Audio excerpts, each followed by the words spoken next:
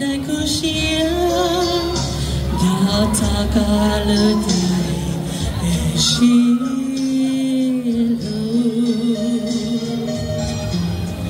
mama ư xia lâu to ư tia chúa ta xia chúa đôi tia chỉ bảo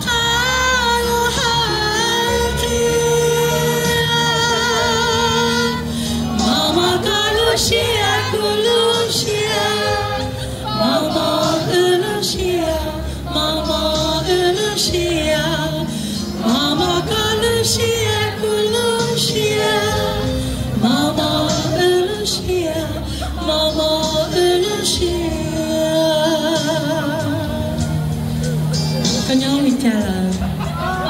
mình thì sao hay sao trên sông đua có những phóng sống thì mình cho có sao bỏ có sao cho có thả điều gì có thứ mua cả luôn nè có thứ mua cả luôn nè có hoa cha lo hoa kê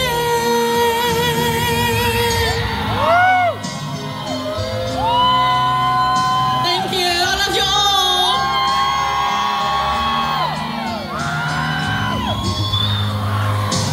yêu tao li ở chia sao yêu tao li ở chia nhau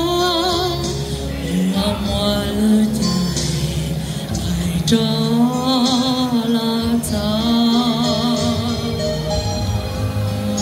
chúa cho khát khao ở tao nhau chúa là si hao ở tao gì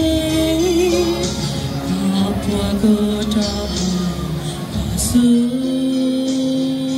dia mama ư xia ư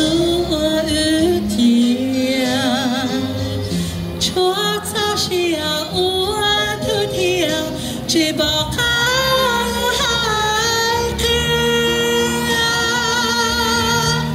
mama Lucia, Mama Lucia, Mama Lucia, Mama Lucia, Lucia, Mama Lucia, Mama Lucia. Cái nhỏ lý cha là cái chị cháu hay cháu chơi trong đó. Những phong sông thì mình cho có sao bỏ có sáng cho có thả địa gì